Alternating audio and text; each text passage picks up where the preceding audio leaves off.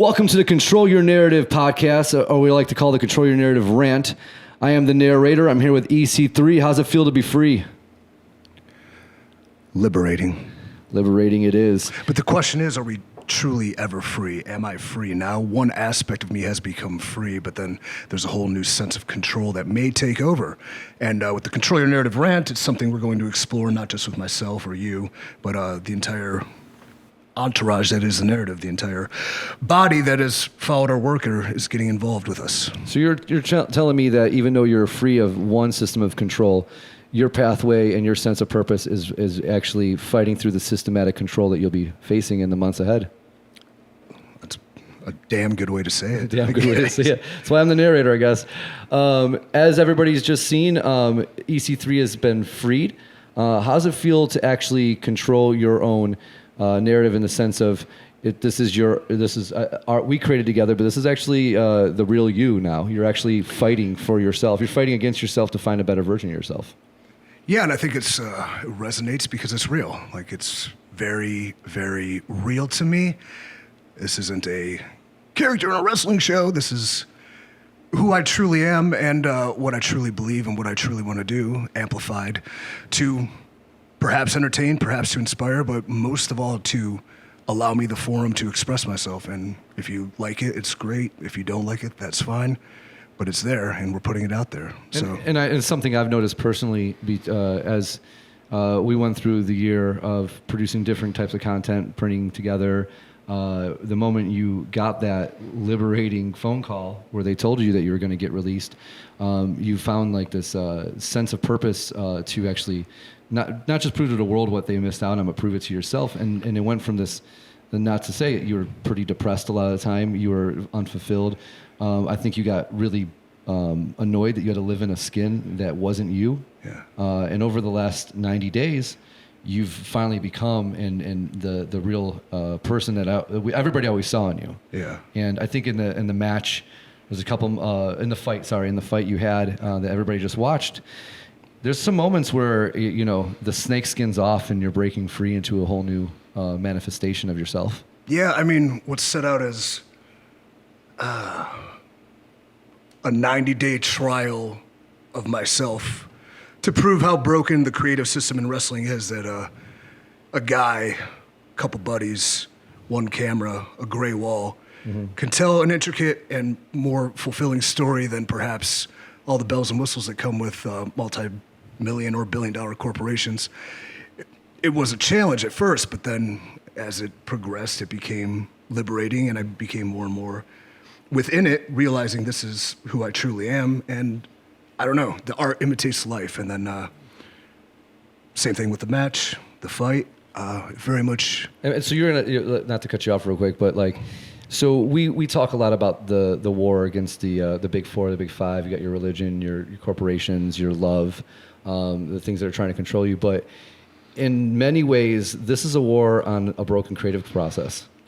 Initially. Yes. But yes. I think it's become more based on not my personal feelings, because anytime I do things within this realm of entertainment, it's not that I'm not proud of it, or I don't put too much stock in people enjoying it. Not to say I don't respect and enjoy the enjoyment, but I don't put too much into what people are saying. Like, oh, you're great. Yeah, like anybody can find anybody online to tell them they're great. That's cool. But what I've noticed with this is flooding DMs and tweets and things of that nature, and people reaching out. Like, there's aspects of it that truly apply to their real life, and they're finding true inspiration for it. Having realized that halfway through this, I kind of felt there's like a responsibility on us. Yes. Now to not, this is more than just internet content for wrestling and I'm pitching a character. This has become a lifestyle, and if I'm saying or doing things that are... certain responsibility we're starting to see. Yeah, there's certain responsibility to not, like... there was crazy ideas I wanted fans to do, but realizing people were really reading into it, I didn't want hundreds of people digging holes into a public place to bury their heads. Like, was an idea, just crazy, dumb shit. So, yeah, there's a reality. We don't need anybody smashing up their cubicle with a shovel. Leave that to us. We should still do that. We should still do that. Yeah, but yeah, it became real. As we're building this, this podcast area, this rant, this space to kind of therapeutically digest what we're creating together. This is also a place to share some of those stories. So we hope that in the upcoming weeks we're going to be able to get into some of those, like we're helping people control their narrative. This is happening in real time. Yeah. Like this is more than just our art form and stuff like that. We're changing the world. We're talking to people. It's changing. It's happening one by one. I think with everything that's happened in 2020, people are feeling similar things to what we're expressing that became in the realm of entertainment, but now is segued into real life. Just warning, I am by no means a trained therapist or professional, so take any advice I give you with a grain of salt. But the people that reach out and I give them homework and they actually do it and they do see improvements, I'm not a fucking hero. I don't know. And it's the same thing as his trainer giving him a diet or giving him a workout regimen. It's something that can help carve a better version of yourself. So that's kind of what we see with the homework is carving out a better version of yourself. Big shout out to AJ Sims at Cement Factory for making me more jacked and ripped than ever before. The Cement Factory happened because of COVID. You did? It shut down, and we're picking up the pieces of our printing business and our entertainment company. And you're like, hey, I'm buying a bunch of used equipment. I'm going to set it up in a garage, and we're going to start doing it. And then there was such a drastic change that if you guys ever see pictures of the Cement Factory, there's other people in there that you might recognize that are showing up, and AJ is helping them control a better, healthier life for themselves. Yeah, and we'll talk to him in depth hopefully one day, but he's very much a good man, a great man, and like inspiring, and he listens. Like, yeah, he's a good dude. And honestly, going to the Cement Factory with the quarantine and all the shit that was pouring down on me was very much a saving grace. So I owe them a lot. Yeah, it's back in the 80s when you saw the workout videos, the montage videos of workouts and stuff. The Cement Factory definitely was your like Rocky IV montage. Like, yeah, I guess you can say that. That's why I had Huntley film one. Yeah. Big shout out to Huntley who's filming this. He's behind the camera right now, but actually he's just taking selfies of himself. In the narrative, he's the historian. Yeah. He's also currently we got a funny Huntley story about the video we just dropped. So let's get going. We'll get going. So real fast. Yeah. Okay. We very much incorporate symbology into what we do. So if people that notice it, cool. The people that don't, maybe this will be cool if you really care. So, we're just two worthless creative brains mashing stuff together. I have a little bit more logic than the narrator, but it works. Yeah, and so my imagination's all over the place. So it's good to have people that can give some logic to that. So when we were looking at the countdown, the end of the 90 days, and we started going, well, what's going to drop at that? Everybody wants you to show up at Impact or show up at AEW or show up at Ring of Honor or go back to WWE like other performers. But we decided that we were going to do what we've been saying to do and control our own narrative, and we were going to produce our own cinematic fight. Yeah. And I mean, with the way things lined up, there's wrestling shows right now. Yeah. There's a wrestling show tomorrow. Yeah. We originally thought the 90 days was on a Wednesday, so then obviously a wrestling show that day.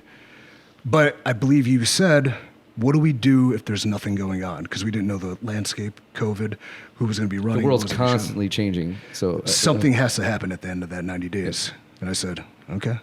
And we were working with a producer up in Cleveland. He's a guitar player, Mushroomhead. We were working with Tom Schaffner on a lot of our sound engineering in our propaganda pieces. And we came up with like, hey, let's start working on a new theme song. And once he got us the theme song, it took us a couple days to digest it. And then we were like, hey, this is the match. This is what we're filming. We're filming a story to this music. Yeah. It's more than just a theme song. And a lot of our intentions were to do an artistic piece of not only what his movement is into the world nowadays, but it's also him finally destroying the last bits and pieces of his past before he walks into the world of his narrative. Yeah, and very much what I feel is a lot of people live in their past. They're controlled by their past. I was myself, whether it's personal or professional. I very much held on to it. Sometimes it worked great for me to hold on to anger and angst and prove them wrong attitude, but it does only get you so far. And the same thing with personal, like you hold out vendettas and wait for people to crawl back to you in your life, and they do, and you it just becomes worse. So I realized the past is just a story, and once you realize that, it has no power over you. And why live in the past when there's so much to look forward to in the future? The future shouldn't be a threat. It should be a promise. And every day you wake up as a new opportunity to carve out the future that you deserve, your narrative that is yours. We're very vocal on, staying off the fear propaganda machines that is television and mass media. And it's really, as much as we're pushing our Facebook because we're trying to make a difference in such a swamp of negativity, it's super important that the narrative is your narrative and not the narrative that some big company is telling you to live. Yeah. Real fast rant, 6 companies control all, 98% of media? Yep. Look into that. Look into that in Operation Mockingbird, I keep telling you. Yeah. But besides that, we don't need to go crazy. Let's just talk about the fight. Talk about the fight. Yeah. So let's take it from the opening. Because we're going to go just talk a little bit about the symbology behind the match. This is a behind the scenes podcast where we're talking a little bit about each video we put out, and this one's going to start with the most important one, the narrative, which everybody's here right now because they just watched it and they want to react to it in real time. So we're going to kind of talk you through it. So when we're up on this scary rooftop, I'm sure you weren't scared. I'm definitely not down with heights. I can't control that narrative as far as heights are concerned. I did not look over. I stayed about 4 feet away from everything. But it gave me the opportunity to sit back and, as our cinematographer Manny was working on filming some of the stuff, I could sit back and just soak in the level and the landscape of what we are doing, and the idea of continuing to numb yourself in a society right now where they're telling everybody, we had 3 months of stay home, and the only place you can go is a liquor store. Everybody was numbing themselves for so long, and you made that decision you to can not buy your legal drugs, you can buy your prescription meds, you can buy your booze. And I'm not saying we're too religious zealots, but you can't go to church, you can't practice your faith, you can't you can't open your business. It was hard for a lot of people, but numbing people seems to dumb them down, and the numbing was a personal anecdote as well. Yes. So, yeah. You can talk about it. Yeah. If not by now, if you've seen any interviews, there was a lot of concussions in the last run of my WWE career, and then one of them kicked in when I was on the main roster, and it was really bad, and I could not get past it. It was very difficult to function mentally. Nothing made sense, nothing worked. Feelings I've never felt, because I'm pretty decently fun and friendly guy, and was optimistic. During that time, it was weird to create with you or even work with you, because you it wasn't just look up at the symptoms of concussions and what people go through, but going through it with somebody you care about, a loved one, it's rough because you're day to day, you're watching them try to repair themselves, but there were times where the matrix was off for you. Yeah. What I mean? Show up in sunglasses and stare at the wall. And the smallest of tasks were a lot hard to even communicate to you, and it was just it was a very scary time. And I think the second concussion I was actually in the crowd at, and it was the first one, the one I saw on TV, the one I was in the crowd, and actually lived it, and what these performers are doing to their bodies, and the fact that that's high impact. You guys aren't in a helmet doing that to each other, and that really does scramble up the computer that is your mind. Yeah. And you saw the second one came pretty closely after the first one, and then real fast I started formulating this idea we're running with now. I don't think it would have worked because this is so based on real life now. But I was beginning to, if I'm going to be injured again, let me come back and pitch something new. This would be cool because I've tapped out of the top 1%. We've only taken it so far, and it's going to only go so far. instead of doing a new thing there, I was called up to the main roster while I was concussed. And, you know, it's an opportunity I've worked for my whole life. So thinking, this is it, this is the time. I'm not saying I rushed back, but I'm saying the pressure was on to be ready. I came there, and it was obviously what it was. And then later, a few months later, I get knocked in the brain again because for some reason people that have wrestled there for 10 years can't do it properly. That's fine. And this concussion kicked in, and it was probably a lot of personal and professional feelings coming to the tilt with the concussion, and feelings I've never felt before, and just not being myself, and it was very bad. And fortunately, they were kind enough to send me places to help, and one's physical therapy and one was a psychiatrist that deals with athletes and concussions. So I go to see this guy, and he's so smart, he's this evil genius. And I felt like I was battling him, and like my wits are coming back because I'm going toe to toe with a fucking mega mind, and it was cool. But he recommended a prescription to alleviate some of these symptoms, and I accepted it, and I began taking it, and going into it, I never felt worse. But I was told that if you keep taking it, eventually it adapts to your system, and then you begin to feel better. And I just felt worse, and I felt worse, and I felt worse. And then eventually I felt numb. Yes. Just like now I'm not out of it because of brain chemistry as much as I'm just dumbing myself down to the world around me, and nothing mattered. Really nothing mattered. And I don't have work. I have personal life, some shit show. I had nothing but half a business. We were trying to create art, and you know how that, like, that's another story for another podcast. You're going down. But it's numbed out pretty good. And then I was still numb until I got the phone call to get released, and the narrative changed. Yes. And I woke up, and I was like happy, and I immediately took these pills, throw them out. So those are the pills. It sucks to come off of that too. is the bottle of the pills. Yeah. Is that so? You had that opportunity where it's in art and in symbolic artistic world where it was like, hey, the world is still noisy. It's still, I'm on top of the roof. I'm looking over at the edge. I'm looking at the world, and instead of taking that decision to take another one of those pills to numb it all up, you take the red pill. The red pill. And before people start freaking out, this is not a blue versus red political debate. The red pill is an homage to the Matrix, and the blue pill represented blissful ignorance, while the red pill represented inconvenient truth. Yes. So don't cancel me, please.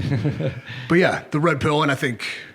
And I mean, there's a good possibility, the wink, wink, spoiler alert, we're going to do a lot more with the red pill within our art. And I think the red pill is going to be a big symbology of the moment you step into your own world, your new world. Like, you realize what the world is to you, and instead of hiding from it, you're facing it head on.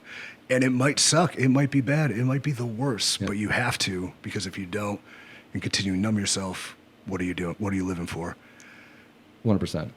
Another homage to the Matrix there. I believe there's a color change. Yeah, the color change. So if you watch it, it actually goes into, as soon as he takes the red pill, it does change feeling and tone. Where as we did the color of it, we wanted to sit in a reality of the reality we exist in. But as soon as he takes that red pill, his narrative begins, and then it's him kicks in with a freaking theme song available on iTunes right now. Yeah, our theme song, just look up free EC3 or The Narrative. You'll find it on iTunes, Spotify, all the wonderful, I think YouTube's got it. I think you can even find it on that horrible app called TikTok. I think you can make your own narrative videos on TikTok, which is what we're hoping that you do with it, because other than that, we don't support TikTok. But he takes the pill and the red pill, and then he walks into the streets, into the world, and you start to see the changes in the world around him, which is the fact that there is each and every one of you watching this. You're a supporter. So the followers that you see in the hoodies and the COVID masks that you can also buy on freeec3.com, you see the fact that the representation of each and every one of you in the narrative is what's happening. It was the unexpected amount of people that seem to have followed this was homage to it. So Yeah, so that all the followers are each and every one of you. One thing that we did enjoy in the because this is obviously very Fight Club influenced is Yeah, the control your narrative AA meetings. So it's this image up here, but it had all the phone numbers on it. So please give that phone number a call if you need T-shirts. But it was the homage to Fight Club because the main character, the narrator, he was looking for something to live for, and he felt better about himself by living through everybody else's misery.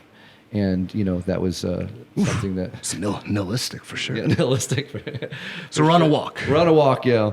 There is, believe it or not, there is some more scenes that were filmed for the narrative that didn't fit. So we're probably going to be launching a Patreon to show some of that symbology, or it might just end up in some more of our propaganda pieces. But there's more walks through the city that didn't make it into the final cut because of time restrictions. But yeah, we really wanted the walks to queue up some jamming beats in the song. So we had to sacrifice a lot to make which was good. Which I think that's the part of the creative process. And I've been in the writing. I've written a lot of records. I've produced a lot of wrestling shows. And I like the idea of, you start with all your ideas and then you kind of dial back and find the art in the middle there somewhere. And you love all your children, but let's be honest, you love some more than the others. Yeah, I definitely love my daughter. So as he's working his way through the city, and then we went to the train tracks. And it was a thing where, the symbology of that he isn't tied to the tracks anymore. He can walk freely now. I thought it was just because it looked cool, but yeah. I do see the art and everything. So it was EC3. The essential character now is not tied to the tracks anymore. He is free to move, and now he's got followers. And then we get to the climax of him actually burning his past. Ooh, the trash can fire. The trash can fire, which we was surprised he pulled that off. Mad shout out to Huntley for finding the perfect trash can or barrel can on Facebook Marketplace. Which is our swamp to go through the marketplace and find something. And I will someday tell the story of how I had to pick that up. But it was, burning your trunks. You know what I mean? Like, I could sell those in Japan for like $500. Yes, yeah. Throw them in the action figure. The action figure. I mean, the book. Well, we're not going to talk about the book here, but there is the book. Ooh, the book. There was more that went into the fire. We didn't capture it all, but the action figure, especially because we made that goof joke video where I bought the action figure at Target, and then, which is just us having fun. Yeah, it's because there's other wrestlers that go and sign their action figure, and then they pin where the thing is. Planned on doing cool and everything. It's fun, but when he texted me, I was like, why don't you buy it and throw it in the trash? You know what I mean? Screw what everybody else is doing and throw that shit in the trash. For the record, I mean, I can't believe the amount of people who, I understand it's your freedom of speech. I get it. I love it. You're welcome to have it. Please, if you don't agree with what I do, feel free to tell me if that helps you out. But the amount of people that were mad at me for spending my own money on my own likeness to do what I wanted to do with it astounded me. I was shocked. So that's why we burned it and melted it. But for the record... that was from my personal stock of action figures I have. And the original one that I threw out, when I cut the camera, I pulled it out of the trash and I gave it to a kid. Yes. So there you go. I have a heart. And everyone who said what I should have done with it, I actually did. Yes. You got worked. Sorry, you got worked, and he didn't take a picture giving it to the kid because it's not about getting likes. Oh, it's all about that's actually, a whole control your narrative rant. Yeah, it was about actually making a difference for that kid that got the action figure. That kid then gets it's his own memory. That's not the memory for everybody else to like and enjoy. That's another episode. We'll get into that psychology. Yeah. But it was. We didn't even consider, how artistically amazing it was to actually watch that melting process happen. It was cathartic. It was cathartic, and that's why it actually that is the end of the first half of the narrative, is the burning, and the paperwork there is you can read into what that paperwork was and the letterhead and that stuff. You as someone digesting, the viewer, you can read into that what that could have been. But we then, out of nowhere, the whole mood's changed. Our narrative has changed, and now we are walking into the universe that is the narrative that we're building. It is, yeah. The narrative. Yeah. The narrative. So control, freedom, purpose. Now You'll learn more. we're not going to get too much into the actual fight in that arena and that universe because we kind of want it to digest in your mind. We did do a lot of what we felt was an innovative way of telling stories with a fight, different ways to film it. But we also are, creating a universe that we're really excited to tell stories with inside of. And there's a little bit of skeeziness to it. There's a little bit of, but there's also a lot of Fight Club. There's a lot of proving themselves, and we're looking forward to taking that atmosphere. And it's not always going to be in that building or that venue. It's just there's something about the feeling and the energy. We got Tell me there's a narrative in Delaware? Yeah. Did you start that one? I thought you started that one. So that is there anything else you want to talk about today? I think we walk into the fight and it is in an underbelly. I mean, we're in a COVID world. We have to watch our favorite genre of entertainment, pro wrestling, aka sports entertainment, with planted fans or like no fans, and it's really hard. It's very difficult to watch. Yeah, this empty arena stuff it's really hard. And we're seeing a series of everybody trying cinematic matches too, that's the Wild West of storytelling right now. We're like everybody trying it now, us included, and all the other companies trying to do cinematic. You're all pioneers for a new style of storytelling because it's obvious with the empty arena that that's the way of producing professional fighting in that sense. It's kind of archaic. Without the fans, it doesn't work as good. It's painful too for the performers to. I mean, not painful, like we're getting paid, but it hurts more with no fans. You don't feel the emotion, you don't feel the adrenaline, you don't feel like you just don't feel it as much, and it's hard. And hopefully we get back to that very soon. Within the narrative in a cinematic match, though, other people like it is a Wild West. This cinematic match, this universe, I want to exist in the real world. Mm-hmm. Like I want it. There's real as much as I love mythical powers and lakes of reincarnation and swamp fights and things of that nature, and love a mind trip through heel John Cena. That fascinates me. I love it.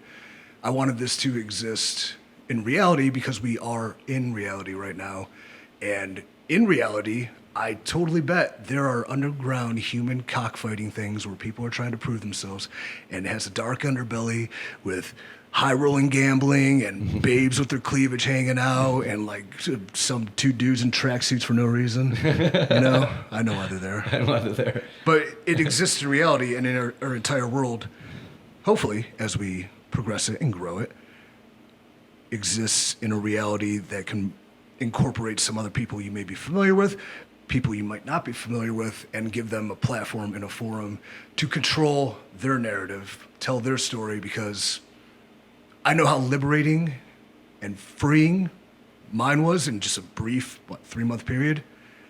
I know so many talented individuals who could take that and run with it and have this forum to tell it. Hopefully, who's got the balls to step into the narrative is what I'm trying to say. Yes. The narrative is learn a lot about yourself in the narrative. Yeah. The narrative is your place to find what's inside of you, find this new world's version of yourself, and that's where we're trying to create that platform, and it's a combination of a physical aspect, and it's also a combination of art and performance. Definitely art and performance too, and inside of that. Music, there's all those elements, and we're really, really excited at the opportunity to work with other talent. The talent that's been overlooked, the talent that has been that hasn't had and that's not just like the talent that's been released or overlooked. It's also the talent that, as you just said, hasn't had a spotlight on them yet. Let's throw a couple thanks out before we depart this one, but. Yes. You mentioned that. One particular thanks goes out to the fodder, Merton Woodlard, who is a young, hungry rookie, successful outside of wrestling, but he wanted to get into it. He's kept tabs on me. when I had to choose an opponent, there was a laundry list of people. Do we go with somebody who people know? Do we go with a name from the past because of our nostalgia destruction? It was going to be Glacier at one point. It was going to be Glacier. It was good. We were going to destroy Glacier. I was on Insta. He was going to be the Titanic. Yeah.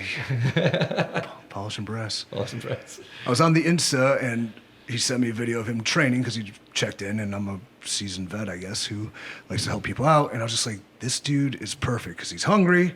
He looks like a threat in a world where, let's be honest, a lot of them are beta-looking males. Like, they wouldn't be in an underground human cockfighting thing. He looked like a threat. He didn't live in Florida, so he traveled all the way here to come get his ass whipped.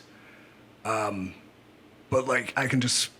The second he left and he worked so hard and performed so well, that I was just like, this could be a forum for you to launch your entire career and take it anywhere. Take it, yeah. It's not like we're going to start the Narrative Pro Wrestling and have a contract, like a TV If contract. you didn't notice, there's no referee. This is storytelling that doesn't have the restrictions of rules, and we're going to be going into that a little bit more in the some of the rules of the narrative and how the narrative works will be. Those propaganda pieces are going to come out here in the next week or two. Yeah. But we really making the decision and not having a referee. That was a big thing. Like, do we have a referee? Do we do it like pro wrestling and have all the restrictions? And I think that we are that is an archaic way of storytelling, and the rules. And there's so many rules of how do you perform. But let's just put two guys in the ring and have them fight. Like, let that be the story and not have all these other rules. It's not about animosity for your opponent. It's not about, like, wins or losses. It's about proving yourself to yourself is what we kind of battled with. I even remember him texting me. My roommate thought he had COVID, so I had to go stay at a freaking hotel. I'm already in a bad mood. My Uber Eats order got canceled. Then I had to go get gas station sushi. Just livid. Just already not control my narrative well. Get this text. No ref. I was like, you need a... Here's why you need a ref. This is why you need a ref. I just sent a text that said no ref. And I like lay it all out there. I put it down and it's like, you're right, and here's why there's no ref. Yeah. And what we can do with that. So it's interesting. That was a big thing, and we're lucky that we had that ref available to be told no. Yeah, imagine that. Imagine that. Wonder where he got that ref shirt. I wonder why he looks like somebody we know.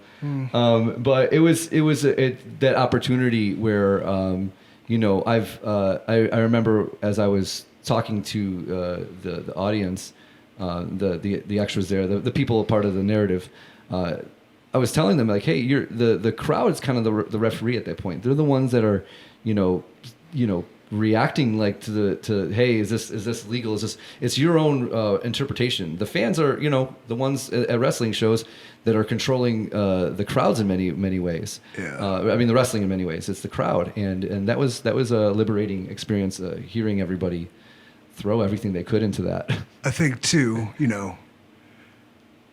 as we progress, the time is now. It's man versus man, or it's woman versus woman. It's person versus person. Yes. Controlling their narrative. They decide when they win. They decide if they lose, if they can't have enough. We don't need the authority because there is a monotum of respect between them. As you could tell when I threw fodder in the deal, he said stop, and I stopped. Yes. Because I have won. What did I win, really? The idea of freeing myself in my own cinematic match, of course I'm going to win. I'm probably never going to lose now. But, like, he doesn't lose anything for losing. Yes. He only gains something, whether it's respect for me, whether respect for himself for putting up a good fight, whether it's motivation to take himself to the next level and win the next one. Like, you only gain from loss. Yeah. Wins and losses both help they help you grow. Yeah. And I think that for the both of us, we've lost a lot, and we've had a lot of opportunities that we consider lost. But like now, here we are, and we took all those losses and we turned it into something beautiful, and that's what's been really freeing for the both of us. Is we took all those losses. So in our universe, when someone loses, that's just the beginning of a better story. Yeah. I think Fodder has a great story. Fodder has a great story. Well, let's leave it on this because we dove into it. We have a lot more to talk about that, but we have a lot more to talk about, and I'm not trying to keep people here all day. So If you're watching this, it's thank you for supporting the narrative thus far. Thank you for we have there's a special match made by a really amazing. There's a special artwork up on the website right now for the art for this match, and it's a phenomenal Polish artist that we've been a big fan of. He did so. We have shirts of that with posters of the narrative. Finally releasing a poster of the actual narrative pledge. And that's available on our website with the hoodies that everybody's wearing and all of our other propaganda pieces. But we're just letting you guys know that we're not guaranteeing this podcast is going to be a weekly thing right now. But right now it's a therapeutic rant session as we digest our art. It's how you deal with defeat, disaster, and disappointment is what defines you as a person. So that's the narrative lesson for the day.